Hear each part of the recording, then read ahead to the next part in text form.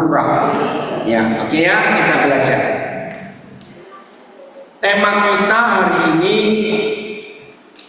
pengampunan itu memulihkan hubungan. Apa temanya di sini, jawab? Pengampunan memulihkan hubungan. Nah, siapapun juga kita yang belajar, kenapa hubungan itu perlu dipulihkan? Dan untuk memulihkan hubungan itu hanya lewat pengampunan, bukan lewat doa. Ya, kenapa? Kita sudah tahu ada satu sistem yang dipakai oleh seluruh dunia sampai hari ini, bahwa kalau ada satu negara memerangi negara lain, maka tidak perlu keluar banyak biaya persenjataan dan tidak perlu mengorbankan banyak tentara, yang itu taklukkan daerah komunikasi di pihak musuh. Saya cek dulu, yang Zoom Instagram Facebook bisa dengar jelas suara saya? Papa bisa maju sedikit supaya tidak menggema. Oh, kalau nggak menggema berarti nggak usah pakai mic. Coba, kalau saya nggak pakai mic bagaimana? Ya, bagus Pak. Lebih bagus ya. Oke, saya nggak pakai mic. Nah, jadi fakta ini yang sudah ribuan tahun dipakai oleh seluruh bangsa di dunia, bahwa dalam sebuah peperangan antar negara, maka kalau yang perang itu bisa menguasai, menaklukkan daerah komunikasi di pihak musuh, maka perang otomatis berhenti sendirinya. Kenapa? Karena kalau pusat-pusat komunikasi putus, pusat radio putus, telekom putus, TV putus, bandara, pelabuhan, hancur semuanya. Pasti kalah nggak negara itu? Pasti kalah. Nah, saudara, cara ini yang dipakai oleh iblis sampai hari ini. Saya mulai dari negara terkecil di dunia. Ayo, negara terkecil di dunia itu di mana? Warga itu kok jauh-jauh di warga. Negara Vatikan, Pak. Negara Vatikan. Vatikan, bukan. Itu lapas mana yang jawab tadi? Maksud saya, negara terkecil di dunia itu suami istri dan anak-anak. Betul tidak? Lihat, rusaknya hubungan, rusaknya pernikahan itu karena komunikasi. Nah, berapa banyak setan merusak komunikasi suami kepada istri, istri kepada suami. Betul tidak? Betul. Dan itu dipakai sampai hari ini. Tolong perhatikan, yang menikah satu suku saja bisa sering salah paham nggak? Bisa, apalagi yang beda suku. Saya beri contohnya, ini kecil saja, antara orang Sunda dan orang Jawa. Dalam bahasa Sunda dan Jawa ada satu kata yang sama, tapi artinya beda jauh. Cokot. Orang Sunda menyebut cokot, itu artinya ambil. Nah, orang Jawa kalau bilang cokot itu gigit. Bayangkan, itu satu pulau. Bisa ribut gak nih suami istri? Gigit apanya? Dengar, saya beri contoh, tahu nggak? Nah, rusaknya hubungan antar pendeta, maaf saya, antar pendeta sering ribut nggak? Sering. Kami tinggal di Papua. Salah satu tim kami di Gembala namanya Pak Eliezer ini. Suatu hari tetangga dia yang orang Papua itu punya 2 anak laki, ribut saja. Nah, tiba-tiba mama dari 2 anak ini melihat anaknya ribut terus, berteriak, "Kamu 2 kayak pendeta saja ribut terus." Betul tidak kalimat ini? Ternyata pendeta itu sering ribut. Nah, itu yang satu sinode bisa salah paham karena komunikasi putus. Apalagi yang beda sinode. Maaf ya anak-anak saya warga binaan, ada tradisi yang nggak baik, ya, yang belum pernah pelayanan di penjara, yang belum pernah tinggal di sana, pasti kaget melihat fakta ini. Ada satu fakta yang tidak baik, saya nggak tahu kapan ini berakhirnya. Di semua LP, maaf ya jangan tersinggung ya Papa ngomong ini, di semua LP, bukan cuma di Indonesia, di seluruh dunia. Kalau ada penghuni baru yang masuk, itu pasti dikerjain dulu. Ngeri sekali. Wih, saya nggak bisa bayangkan. Nah, maaf ya, kalian yang mengaku murid Yesus, awas ikut ngerjain yang baru, awas. Saudara, bayangkan, ingat kasus LP Kutacani belum lama karena over kapasitas. Ya, di Indonesia ini satu-satunya LP yang paling ngeri karena kelebihan kapasitas itu LP Cipinang. Betul enggak? Bayangkan di Indonesia ini hampir semua LP itu pasti kelebihan kapasitas.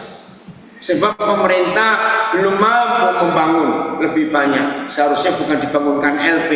Gereja harus punya pelayanan ke masyarakat untuk menolong mereka untuk nggak berbuat jahat lagi. Setuju? Saya katakan. Ya. Nah, tolong ya anak-anak saya warga binaan. Ruangan sempit. Bayangkan, sebuah ruangan cuma sekian meter kali sekian meter.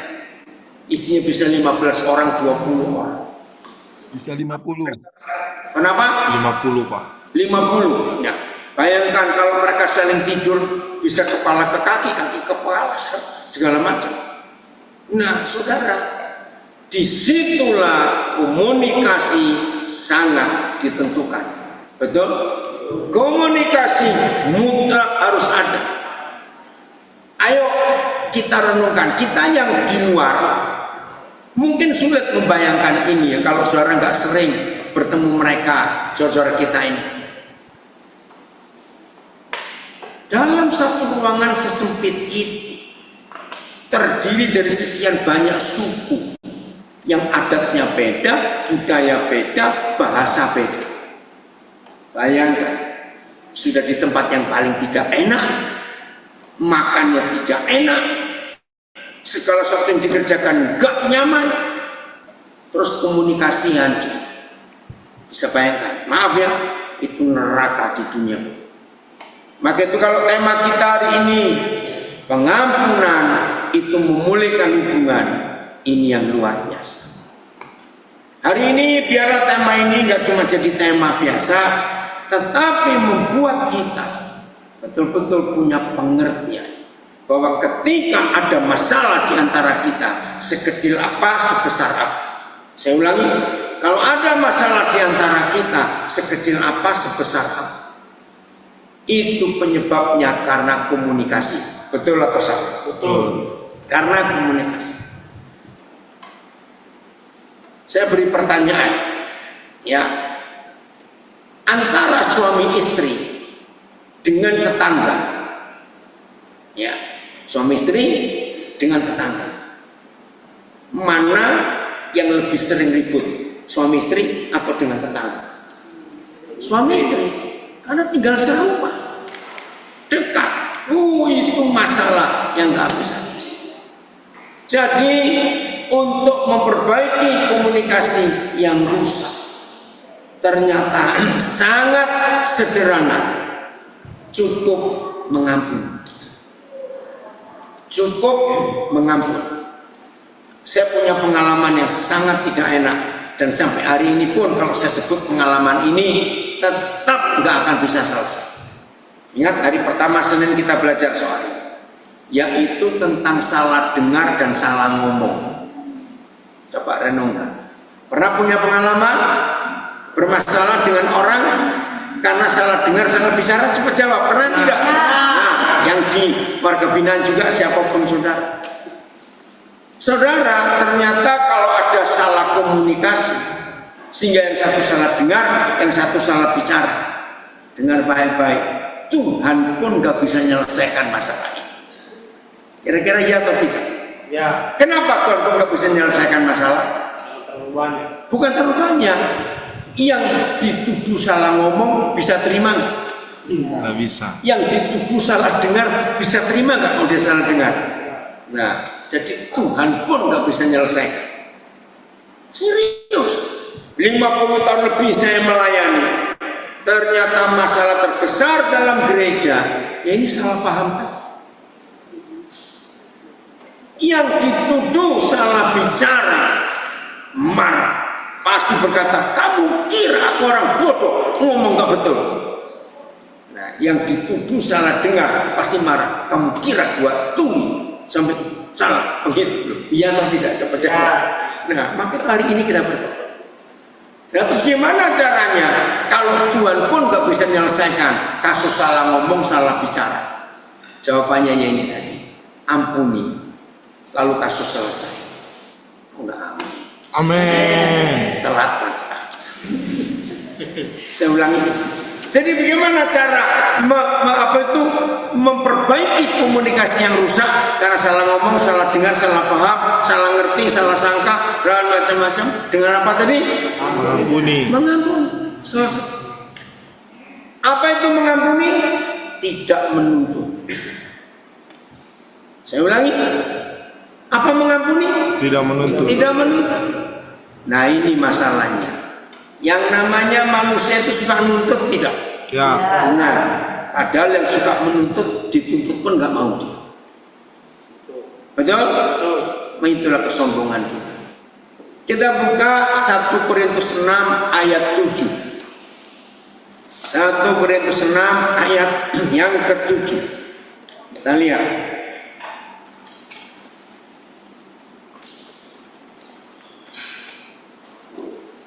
Sudah? Baca pelan-pelan ya supaya kita buka per kalimat. 1, 2, 3. Adanya saja perkara di antara kamu yang seorang terhadap yang lain. Stop. Adanya saja perkara di antara kamu yang seorang terhadap yang lain. Kalau kita baca dan kita pakai perasaan kita, ini yang dimaksud oleh Paulus masalah besar atau masalah kecil? Kecil. Kecil. Tolong ingatkan Pak Arif supaya datang karena habis ini Pak Arif akan ngajar. Ya. Jadi Filipus setelah Sum SK selesai akan lanjut kami belajar Arif Mijarja yang akan ngajar. Beritahu ya supaya jangan terlambat Pak Arif. Saya ulangi. Perkara kecil.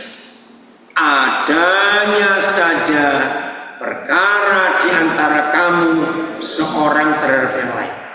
Betul perkara kecil ini? Ya. Tapi merupakan apa? Baca. Sudah merupakan Kekalahan bagi kamu. kekalahan bagi kamu.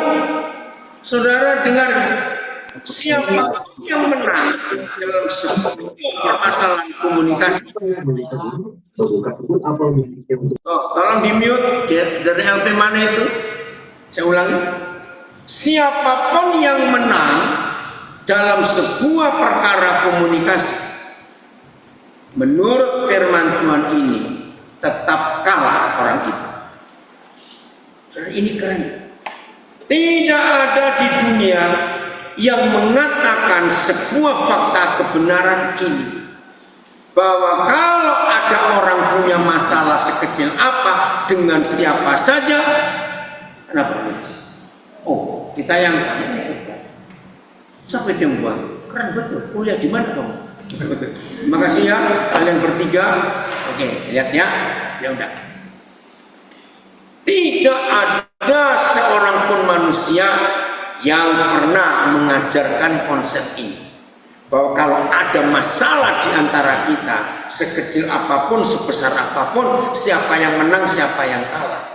Menurut Tuhan Yesus, semua kalah. Amin. Amin. Senang nggak jadi orang kalah? Dah. Nggak mau. Ini loh masalah ini ternyata. Nah, setelah kita baca ayat ini, banyak orang kalah nggak di sekitar kita? Banyak. Banyak sekali. Saudara gua sering kalah. Ya. Betul? Nah, bagaimana supaya nggak kalah? Lihat dua persyaratan di ayat 7. Satu, baca. Mengapakah?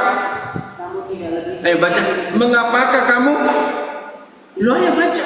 Mengapakah kamu tidak lebih suka diapakan? Menderita ketidakadilan. Ayo jujur. Sebagai manusia rela nggak diperlakukan tidak adil? Tidak. Tapi justru ini kemenangan. Kalau saudara ingin memperbaiki komunikasi yang rusak, hanya satu cara. Terima ketika diperlakukan tidak adil. Enggak, amin. Amin. Coba saya ngomong duit kan amin semua. Saya ulangi. Inilah cara untuk kita jadi pemenang, bukan orang yang kalah. Siap diapakan? Dirugikan. Diperlakukan tidak adil. Tuhan Yesus begitu atau tidak? Ya. Jelas. Tapi ternyata di Indonesia ada contoh yang luar biasa. Ini saya sebut. Yang kedua, apa? Supaya kita jadi pemenang. Mengapakah kamu? Yang mau dirugikan. Nah, ayat yang lain baca 1 Korintus 6 ayat 7. Persyaratan yang kedua supaya kita menang, bukan kalah. Mengapakah kamu tidak lebih suka dirugikan? Sama. Dirugikan pun tidak enak. Ini hebat sekali multimedia ini. Mengapa? Saya baca tadi. Sebenarnya lupa hilang. Baca ini. Mana orangnya? Oh, dari sini. Oh, Phil. Coba tayangkan. Ya, saya tarik balik pujian saya, kamu pintar ternyata dari sini. Tertawanya kencang sekali. Ibu saya betul tertawanya kencang itu. Sebenarnya sudah menjadi kegagalan bagimu karena kamu mempunyai ini luar biasa, mempunyai perkara-perkara hukum di antara kamu. Jadi kalau ada masalah, nggak usah cari polisi, nggak usah ke pengadilan, lakukan dua hal. Ulangi, mengapa kamu? Kenapa? Mengapa kamu tidak lebih suka disalahkan? Mana enak disalahkan, tapi dihukum kasih yang luar biasa. Mengapa kamu tidak lebih suka dirugikan?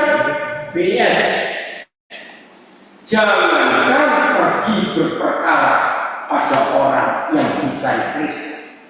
Kalau adanya perselisihan di antara pun sudah merupakan kekalahan bagimu. Jadi perkara kecil besar yang merusak komunikasi, kalau kita teruskan, kita tuntut, ini hakku, aku ini menang. Lebih baik kalian bagaimana? Yang biru, lebih baik kalian Diperlakukan tidak adil atau dirugikan. Saudara dengarkan supaya kita menang. Begitu saudara dan saya mengikuti perintah ini, pasti rugi. Catat, yang untung pasti surga. Tapi kalau kita menuntut dan kita menang, maka surga yang kalah.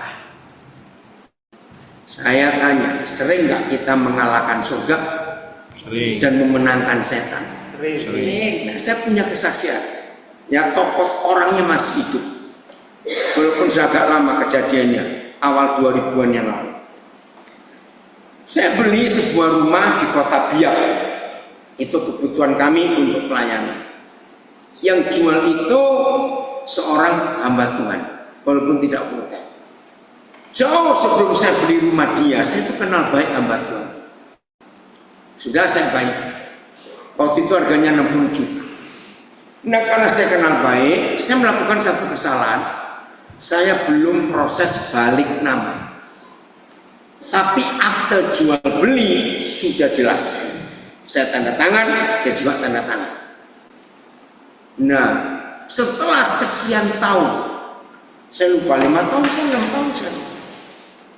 Tiba-tiba notaris yang nangani kasus itu telepon saya di Nabiri. Pendeta, setahu saya Pak Pendeta nggak jual rumahnya di Jalan Dolok. Loh, memang tidak. Kenapa? Ini ada yang datang mau buat akte jual beli. Maka itu saya tanya, lah yang anehnya lagi, Yohana kenal orang ini. Yang beli rumah ini saya kenal, dia juga hamba Tuhan. dan pernah khotbah di rumah itu.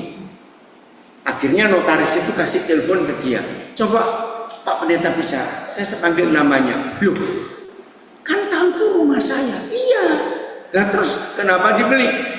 Katanya Pak Daniel nggak jadi beli rumah itu. Memang saya kalah karena akte apa balik namanya belum saya buat. Tapi notaris bilang walaupun begitu ini kriminal, ini pidana. Nah terus saya telepon ke yang jual pertama. Lu kenapa? Aduh saya memang salah. Saya lagi perlu duit. Saudara, dibeli orang ini 90 juta. Dan orang ini yang punya rumah nggak mau balikan 90 juta. Saling ngotot. Ini kisah yang luar biasa. Daripada ributnya sudah. Jadi saya beli rumah saya sendiri. Keren nggak? Loh, saya cepat jawab keren gitu. Keren. Saya tidak pernah merasa rugi.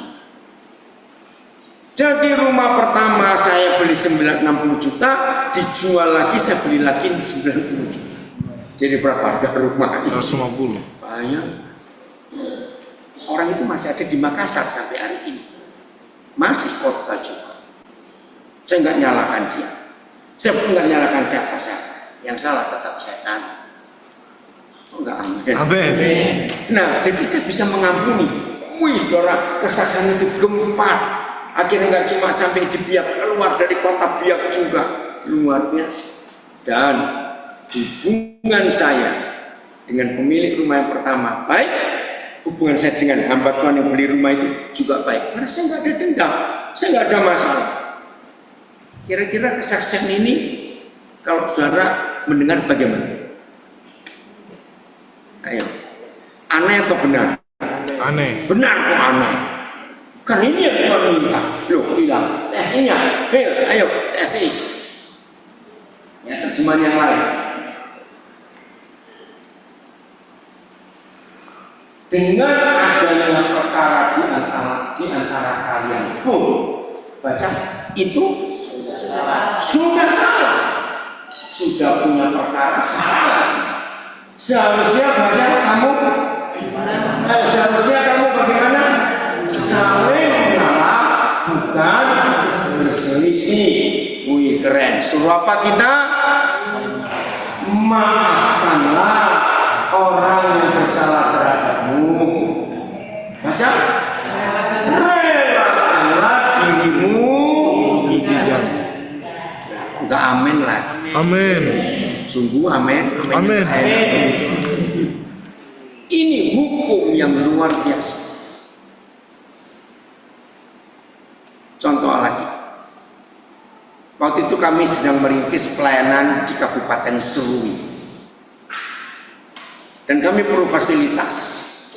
Puji Tuhan, Tuhan berkati. Akhirnya saya bisa beli 3 properti, 1 ruko, 2 lantai di pasar Serui, strategis tempatnya. 2 bisa beli rumah sederhana untuk tim dan untuk kantor yayasan. 3 ada sebidang tanah agak luas karena kami mau bangun TK di sini. Nah, karena kami belum punya yayasan, maka saya serahkan 3 lokasi ini kepada seorang hamba Tuhan, pendeta lulusan sekolah Alkitab. Saya kenal baik mereka. Bahkan waktu mereka menikah, saya ngurus pernikahan mereka. Dan mereka panggil saya papi mami dengan istri saya. Udah tuh. Tapi karena kami masih kesulitan dana, kami masih kesulitan ngurus yayasan, karena kami lagi konsentrasi di Nabiri. Nah, orang menganggap itu keteledoran saya. Oke, saya terima. Setelah 3 tahun, saya juga sibuk, dan saya tahu ruko yang di pasar itu saya beri modal untuk mereka jualan untuk kehidupan sehari-hari. Nah, setelah 3 tahun, tiba-tiba ada seorang gembala di kota Serui, namanya Pendeta Kadang. Itu telepon saya. Ada dia. Tahu nggak kabarnya? Kenapa? Dia sebut nama pendeta yang saya serai itu. Itu semua dijual oleh dia. Hah? Karena kan atas nama dia bukan nama saya. Dijual bagaimana? ini mereka seharusnya pindah. Ternyata mereka punya utang banyak di sini karena kesalahan bisnis dan propertinya pesat itu dijual semua. Oh iya, saya telepon nggak bisa dihubungi. Suatu hari kakak dari pendeta ini yang saya kenal baik, baru dia telepon. Saya baru dengar ini masalah ini, kurang ajar adik saya. Terus saya tanya, sekarang mereka di mana? Ada di Kutai Barat, Kalimantan Timur. Tetap nggak bisa dihubungi. Ya sudah, mau diapakan lagi? Mau marah bagaimana? Ya sudah. Nah, suatu hari saudara, saya dapat kesempatan pelayanan di kampung dia. Nah, saya diberitahu alamatnya di situ. Saya datang ke rumah mereka. Baru masuk halaman. Ini istri hamba tentu teriak dari pintu. Jangan masuk. Saya takut. Yang antar saya pendeta juga yang kenal. Dia akhirnya jadi tahu kenapa kok begini, kok kami diusir. Ya udah nggak masuk, saya cerita. Saya rugi nggak saya? Rugi. Tidak. Karena itu bukan uang saya, uangnya Tuhan. Kita ngalami kerugian kalau itu uang kita. Kemarin belajar ingat, kita lahir pakai celana atau telanjang? Telanjang. Apa itu lahir telanjang artinya? Miskin, gitu. Nah, orang yang selalu sadar bahwa dia itu miskin, walaupun punya apa-apa, tapi merasa tidak punya. Saya tanya, orang seperti ini pernah rasa kehilangan nggak? Enggak. Loh, saya tanya jawab, punya rasa kehilangan nggak? Tidak. Punya perasaan ditipu nggak? Tidak. Jadi kalau saudara sering merasa kehilangan, sering merasa tertipu, engkau orang kaya raya. Loh, betul nggak logikanya? Betul. Jadi kalau miskin, akuilah miskin. Enggak, amin. Amin. Karena kalau saudara selalu sadar bahwa saya ini miskin, nggak pernah rasa kehilangan. Serius. Saya bisa cerita dengan banyak kesaksian, cukup itu saja. Ini yang saya alami sampai hari ini. Maka itu saya jadi orang merdeka, saya jadi orang bebas. Nggak ada satupun yang menghalangi hidup saya.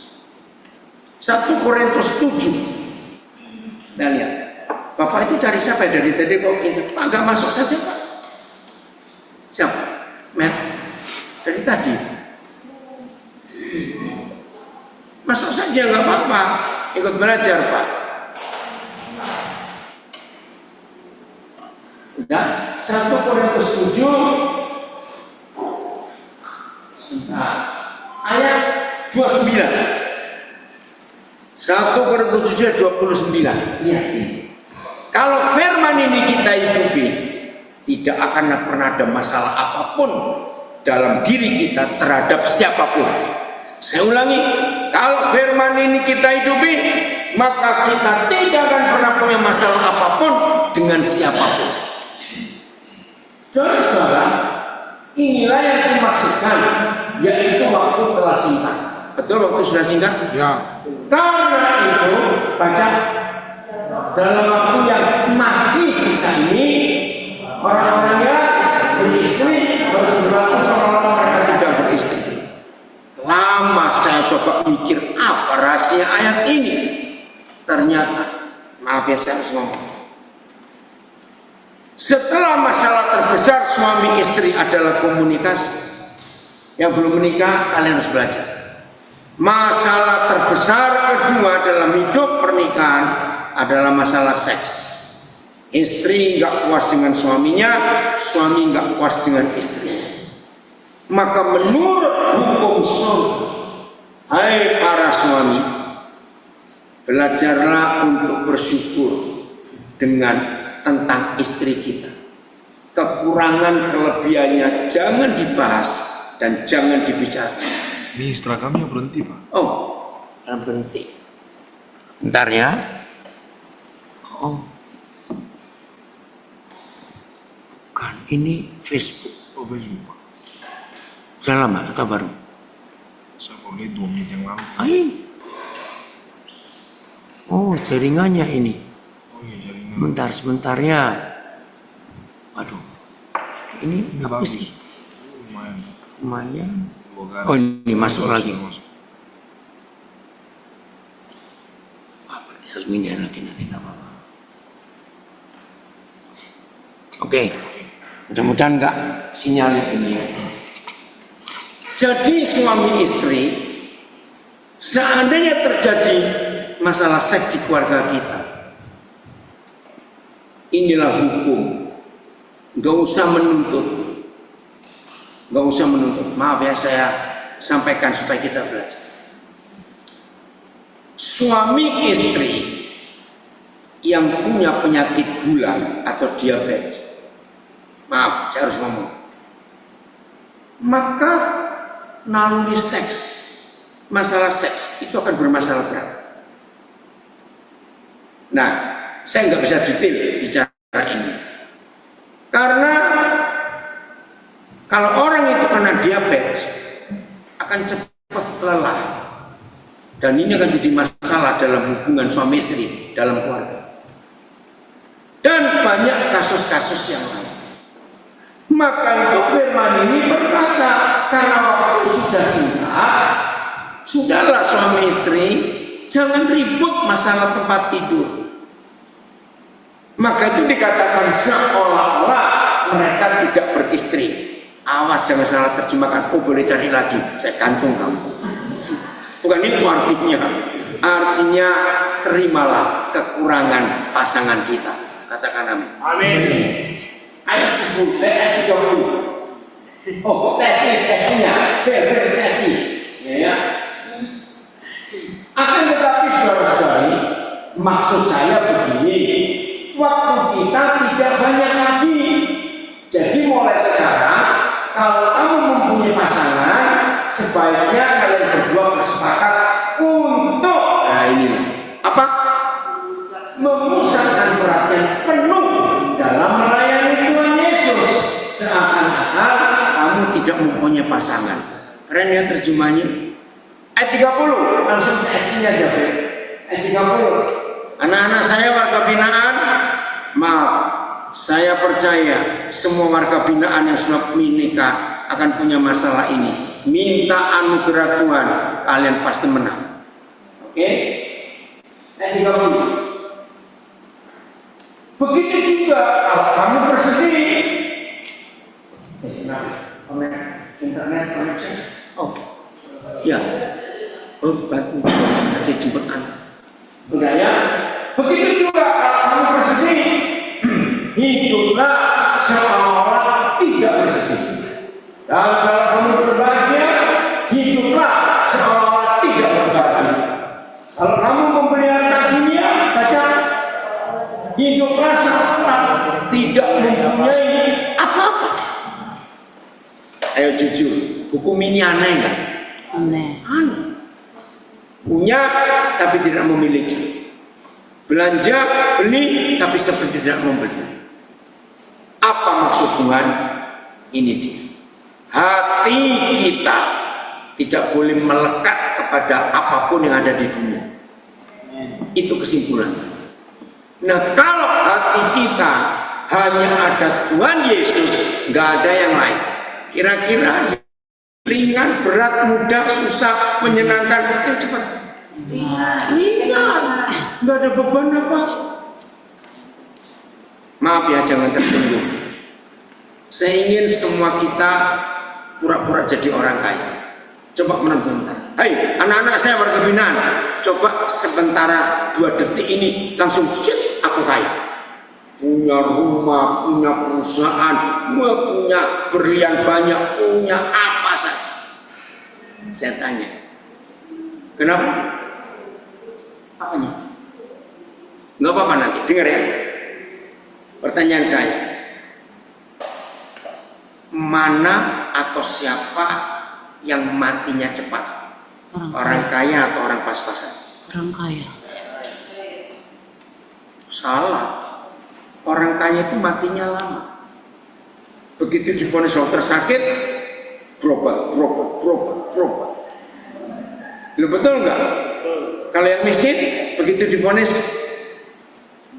jadilah kehendak. Tapi nggak punya apa-apa, mau bagaimana? Lo betul atau tidak? Betul.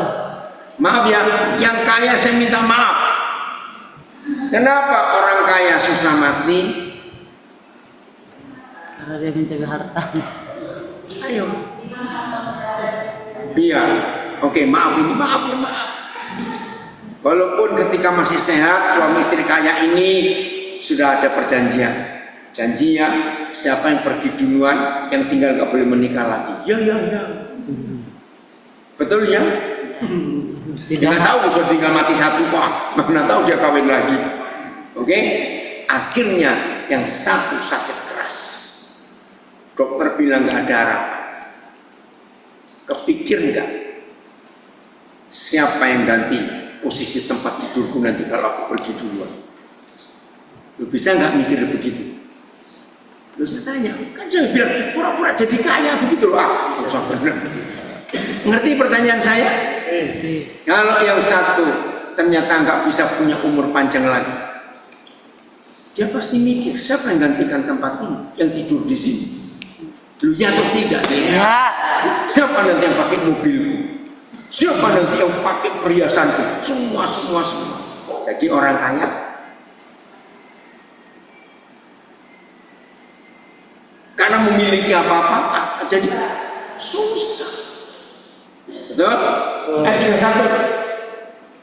31. Moderator. Mana? Ayat 31. Nah, sebentar. Ayat 31 ya. Saya pakai terjemahan baru dulu. Karena kata ini cuma sekali disebut di Alkitab. Apa kata pertama? Pendek. Tahu nggak arti kata pendek? Bukan diperpendek, salah. Pendeknya. Kalau ada orang begitu artinya apa? Singkatannya. Apa? Singkatnya. Oh, hilang. Sinyal. Situ mati nggak? Enggak. Kata pendeknya sudah ada apa-apa lagi. Ya ini cuma ini. Mer, bagaimana Arif? Bisa jawab? Coba ditelepon apa? Nah, hilang ya. Baru Tobing, kamu baca. Pendeknya orang-orang yang mempergunakan barang-barang duniawi. Ya. Seolah-olah sama sekali tidak mempergunakannya, sebab dunia seperti yang kita kenal sekarang akan berlalu. Pendeknya, siapa saja yang mempergunakan barang-barang duniawi? Makasih yang mengerti. Orang-orang yang memiliki harta dunia seolah-olah sama sekali tidak mempergunakan. Halo, ini cucu saya. Siapa namanya, Wan? Faith. Halo Faith, kelas berapa sekarang? TKB. TSI, langsung TSI ya 31. 31. Juga Kalau kamu menggunakan barang-barang duniawi, hiduplah seolah-olah semuanya itu keren. Seolah-olah bagaimana? tidak berarti bagimu. Tidak berarti bagimu. Biar saya. Karena dunia ini akan segera hilang lenyap. Oke, saya tanya. Kalau 3 ayat ini di 1 Korintus 7 ayat 29 sampai 31 kita hidupi, orang boleh cari masalah apa-apa terhadap kita. Reaksi kita bagaimana? Enggak akan cari masalah. Karena hati kita bersih. Ya. Enggak ada apa-apa yang mengganggu di hati kita. Enggak. Orang yang merasa terusik, tahu kata terusik? Ya, tersenggol, pokoknya apa? Karena orang itu terlalu sadar dia punya apa-apa. Maka itu begitu goyang sedikit, mau kamu. Hebatnya firman ini. Ingat tadi sebelum kita baca 1 Korintus 7 29 sampai 31, saya ngomong apa? Setelah kita akan belajar 3 ayat ini, yakinkan diri kita, hidup kita nggak akan pernah punya masalah terhadap siapapun juga. Karena nggak ada yang memberati kita, hidup ini ringan, hidup itu bersih. Ini contoh saja. Sejak saya tinggal di Papua, kemana-mana saya harus pakai noken, karena saya suka. Noken itu tas ini yang dibuat dari kulit anggrek. Jadi satu kampung saja yang membuat noken ini, anggrek. Ya, kulit anggrek dikupas, dipotong tipis-tipis panjang. Nah, sebelum dianyam, mereka mencincang kulit pohon melinju. Pohon melinju orang Palu bilang apa? Sama ya. Nah, saudara, itu dicincang terus dipilin jadi tali. Setelah kulit pohon melinju dipilin jadi tali, baru dibungkus dengan kulit anggrek itu. Kulit anggrek itu keras atau lemas? Kaku. Dan mereka buatnya berdarah-darah, maka itu mahal noken ini. Nah, setelah dijadikan tali, diikat yang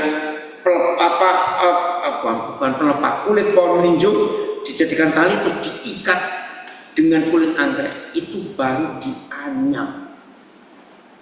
Rumit sekali. Dan hanya satu kampung yang buat ini, bukan satu. Nah, tas mereka ini nggak pernah ada penutupnya, selalu terbuka. Saya kemana saja, orang pasti melihat saya ada. HP saya pasti 4 karena untuk zoom ini. Ada ini, ada itu. Tidak ada orang yang melihat saya jalan yang tidak mengingatkan, Pak, kok belum ditutup tasnya? Pak, hati-hati. Itu di mana saja. Kan mereka lihat isinya apa. Bukan saya sembrono. Saya nggak pernah takut kehilangan apa. Saya bilang kalau hilang, ya belilah. Karena saya paling nggak suka kalau ada orang Kristen beli barang-barang yang mahal, beli apa saja, terus doanya Tuhan supaya nggak hilang, supaya nggak rusak. Saya tengking balik, dak nama Yesus, doa yang sama. Nah, kalau Tuhan jawab doa itu pabriknya tutup, tahu? Kok nggak amin? Betul tidak? Pabriknya tutup. Kalau barangnya nggak rusak, nggak hilang, lu ya atau tidak? Ya sudah. Nah, dengan contoh-contoh ini, saudara sadar nggak? Hidup yang merasa nggak punya apa-apa, walaupun punya, tapi seperti nggak memiliki, akan punya masalah nggak dengan orang lain? Tidak. Tidak. Relax saja. Jadi hari ini, ayo pulihkan hubungan kita yang rusak, komunikasi yang rusak, kita pulihkan. Setuju? Dengan apa cara memulihkan? Mengampuni. Bagian terakhir.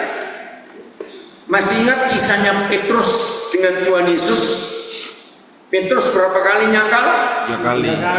Salah 7 kali. Ini kurang teliti baca. Yang ketiga, 3 kali pertama di mana? Di halaman rumah besar Imam Kayafas.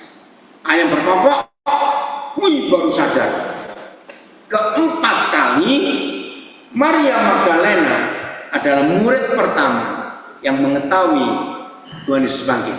Betul tidak? Betul. Kaget dia. Lalu dia balik ke kota, memberitahu murid-murid yang lain, guru kita bangkit. Aku sudah terkubur kosong dan malaikat menemui aku bilang guru nggak di sini. Petrus percaya atau tidak? Tidak. Petrus percaya atau tidak? Saya tanya, Petrus percaya nggak beritanya Maria Magdalena Yesus bangkit? Tidak. Yang kelima, Maria ibu Yesus bereaksi. Dia ngajak murid-murid perempuan lain ke kubur untuk ngecek betul nggak yang dikatakan Maria Magdalena. Sampailah perempuan-perempuan ini ke kubur. Ketemu Tuhan Yesus? Tidak. Balik mereka ke kota. Berita kebangkitan disampaikan oleh Maria ibu Yesus dan timnya. Terus percaya tidak? Jawab. Tidak. Tidak. Berarti berapa kali? 5. Yang keenam, Lukas 24 menulis ada 2 murid pria yang kecewa gurunya mati, pulang kampung. Mana kampungnya? Emmaus. Dalam perjalanan yang kira-kira 10 km, kurang lebih ya, 11 km, jalan kaki. Ayo, yang biasa jalan, yang datar aja ya, dari Yerusalem Emmaus itu nggak naik turun. Kira-kira jalan normal berapa menit kalau 11 km? Yang biasa jalan itu, rata-rata ukuran jalan 1 km itu hampir 15 menit kira-kira, tergantung, tapi umum. Jadi lama nggak perjalanan 11 km itu? Dan Tuhan Yesus ikut nimbrung. Dan Tuhan Yesus bilang, kalian dua ngomong apa ini? Seru banget. Terus salah satu berkata, kamu tuh kayak orang asing aja. Masih nggak dengar kabar berapa hari ini ada orang yang namanya ini mati disalib, katanya bangkit lagi. Wah, Tuhan Yesus bilang lagi, oh ya, siapa itu? Jadi Tuhan Yesus bisa bilang, salah satu gurauan Papa di surga yang paling lucu, Nenek Sarah hamil umur 90. Itu guyon nggak? Mau saya tanya, bergurau nggak Tuhan kita? Maka itu Sarah malu, karena kalau dia dilihat tetangga-tetangga, ini nenek nggak tahu diri, sudah tua hamil lagi. Betul? Wah, itu gurauan yang luar biasa. Nah, Tuhan Yesus malah sengaja. Dan 2 murid ini menceritakan tentang Yesus. Lalu Lukas 24 menulis, maka Yesus menerangkan nubuat Mesias dalam seluruh perjanjian lama. Berarti dari Kejadian sampai Maleakhi itu berapa jam lagi ngomong segitu lama. Mereka sadar nggak yang ngomongin siapa? Padahal baru pisah berapa hari dengan gurunya. Belum seminggu. Bisa nggak ketahuan. Sampai mereka tiba di rumah. Terus Yesus guyon lagi, sengaja mau terus jalan. Dicegah nggak oleh mereka? Coba mampir dulu. Hari sudah mulai malam. Nah, saudara, di antara lagu-lagu him, lagu klasik gereja, lagu ini saya suka. Tinggal sertaku, masih ingat? Kawanku kudus, telah hampir malam, jangan jalan terus. Lagu itu diubah gara-gara kisah itu. Akhirnya Tuhan Yesus masuk, disuguhi makanan. Begitu roti dipecah, Lukas menulis mata mereka tercelik. Ini guru. Tapi itu ngedetik Tuhan Yesus lagi. Akhirnya 2 orang ini balik lagi ke Yerusalem dengan lari memberitahu yang lain termasuk Petrus. Percaya? Lu Petrus percaya? Tidak. 6 kali. Ke-7 kali kisah Yohanes 21. Dalam kekecewaan Petrus karena gurunya mati. Nah, Petrus itu punya harapan yang salah. Harapannya adalah kalau Yesus jadi raja, Petrus jadi menteri keuangan atau perdana menteri. Ya mati. Karena harapannya salah. Ya, ini yang kita harus jaga dalam hidup kita. Jangan salah berharap menjadi murid Yesus. Akhirnya dia kembali menangkap ikan. Padahal di Lukas 5, Petrus sudah janji, aku tinggalkan semua untuk ikut guru. Maka itu Tuhan Yesus berkata, kalau begitu, namamu Petrus, dan kamu bukan penjala ikan, tapi penjala manusia. Hebat bukan? Ya, kecewa, balik ke hidup yang lama. Nah, saya pernah diskusi dengan anak-anak remaja. Kok bisa dia balik lagi ke hidup yang lama? Jawaban saya, rupanya perahu dan jalannya Petrus masih disimpan di gudang. Maka itu hati-hati dengan barang-barang dosa yang kita pakai dulu. Ya, peminum, botol-botol minum itu bagus-bagus loh. Betul enggak? Ya. Terus pemain judi kartu semua, jangan disimpan. Yang terlibat pornografi, jangan simpan. Yang terlibat narkoba, jangan simpan alat-alat. Pokoknya semua urusan dosa masa lalu harus putus. Terus punya masalah. Maka ketika dia kecewa, setan panggil-panggil, itu perahumu masih ada. Dan Petrus nurut. Dan ini luar biasa. Hari pertama Petrus berjumpa dengan Tuhan Yesus. Jujur ya, Petrus ini satu-satunya murid yang melihat dan merasakan semua mujizat yang Yesus buat. Betul atau tidak? Ya. Yang lain tidak. Jalan di atas air. Yang lain pernah ngalamin? Hanya Petrus. Mertua sakit disembuhkan. Siapa? Petrus. Petrus. Yang lain tidak. Telinga Malkus yang dia potong, Tuhan tempelkan lagi mujizat. Yang lain tidak. Jujur, kalau saudara baca Injil Markus, ada tulisan begini: ketika Petrus sedang kedinginan malam hari, Yesus diadili di dalam rumah imam besar Kayafas. Ditulis oleh Markus, ada gadis kecil lewat di depan Petrus. Loh, aku tahu loh kamu juga pengikut orang itu. Markus nulis, hei, sumpah aku nggak pernah kenal orang itu. Ayo jujur, kalau Yesus model kita, pakai sumpah kita nggak pernah kenal dia, padahal kita yang nolong orang itu. Saudara berbuat apa kira-kira? Ayo buat apa cepetan? Ini ya, saudara bayangkan.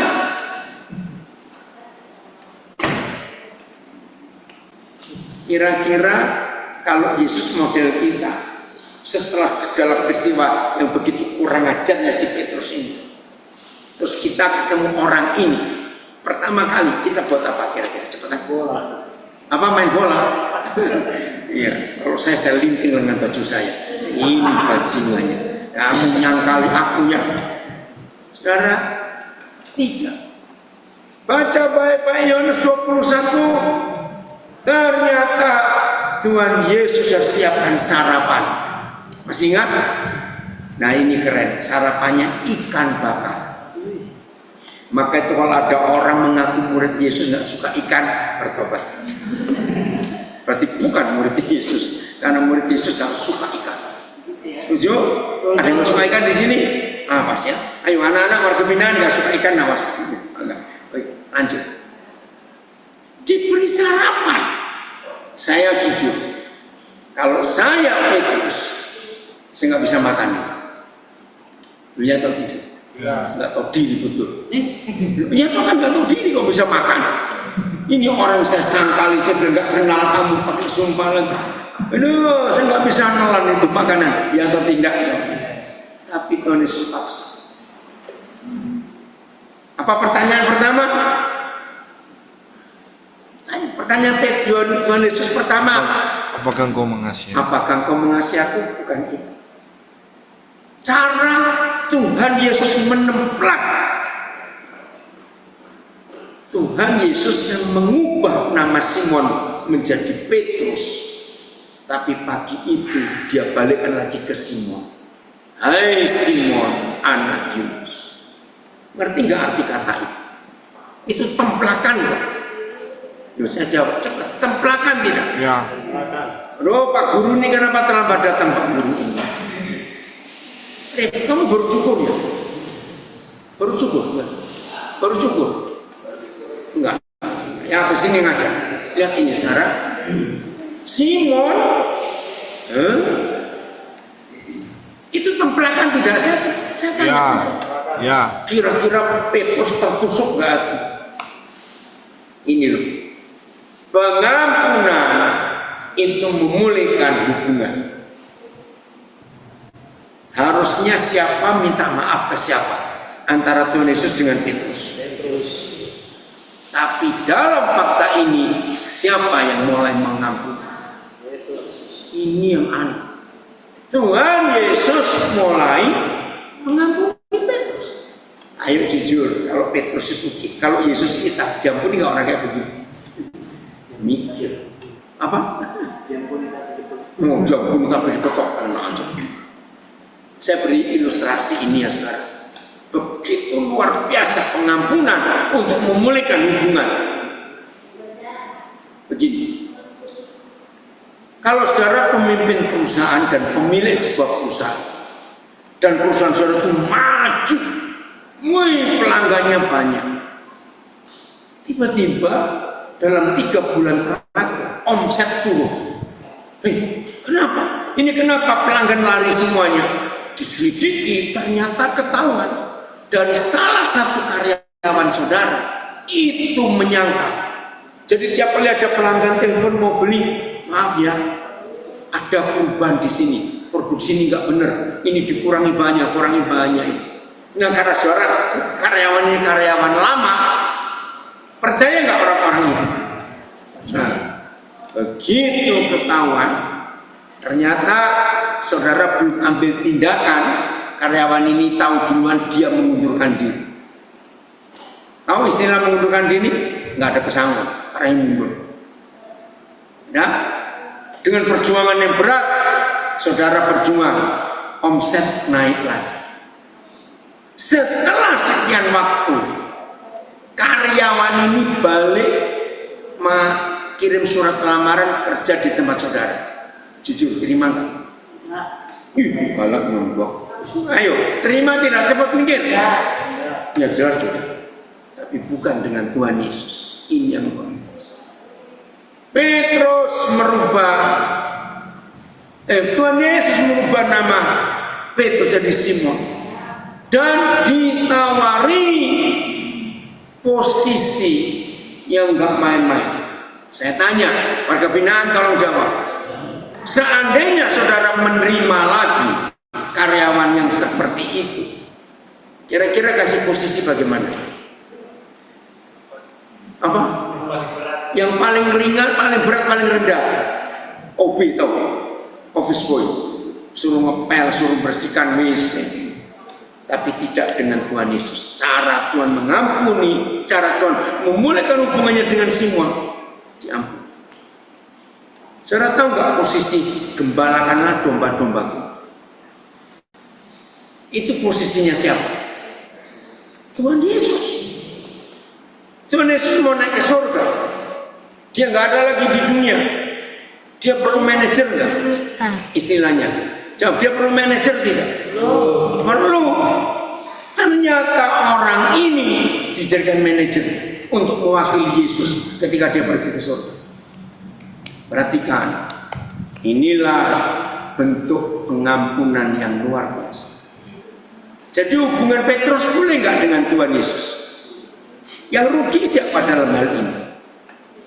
Loh, yang rugi siapa antara Yesus dengan Petrus? Tuhan Yesus yang rugi. Loh, ya tidak.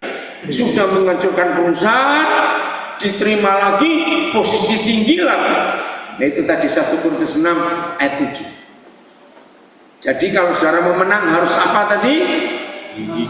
Mengampuni, siap dirugikan, siap diperlakukan tidak ada. Luar biasa. Warga binaan yang dikasihi Tuhan dan semua kita yang ikut belajar hari ini, coba jujur periksa. Adakah orang-orang yang saudara belum pulih hubungannya? Harus pulihkan hari ini. Mari kita menghampiri Tuhan. Ampuni semua orang yang mengecewakan.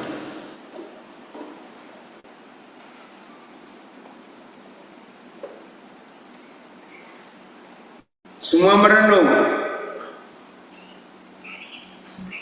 Warga binaan dimanapun saudara berada, saya nggak tahu berapa LP yang gabung hari ini.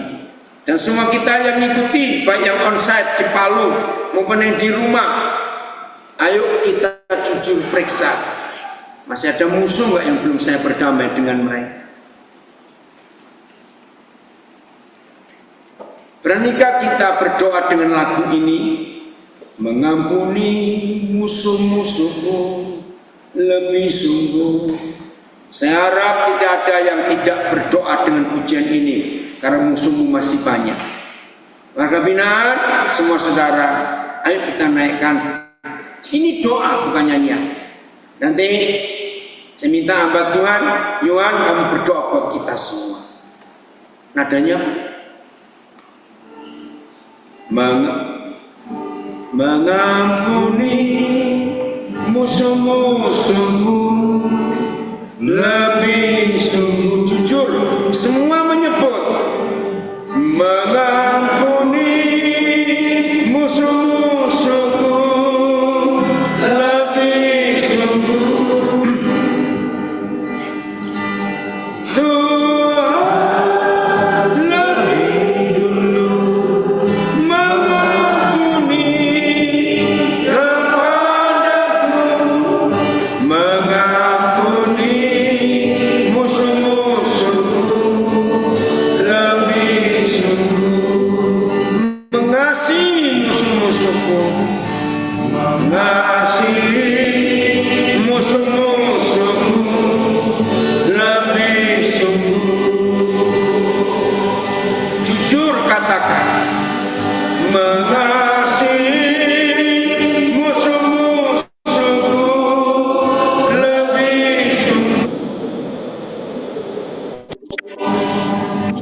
Tuhan lebih dulu mengasihi kepadaku, mengasihi musuh-musuhku lebih sungguh. Setelah kita ampuni mereka, kita sayangi mereka, ayo kita layani mereka. Melayani musuh-musuhmu lebih sungguh. Ayo semua kita praktekkan ini. Melayani musuh-musuhmu lebih sungguh.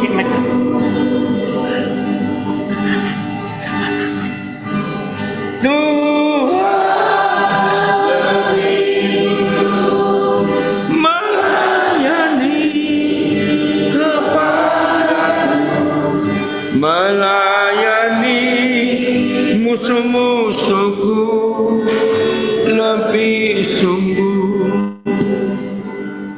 Bapak, terima kasih untuk hari ini. Seperti Alkitab mengajar kami untuk meminta berkat untuk orang yang melukai, menyakiti kami. Aku berdoa biarlah hari ini kami menghidupi apa yang kami dengar. Amin. Kami bisa mengampuni orang yang berbuat jahat, yang sudah tipu kami, yang merugikan kami Tuhan. Biarlah kebenaran ini hidup di dalam batin kami. Amin. Tidak ada yang tersembunyi di hadapan-Mu Tuhan.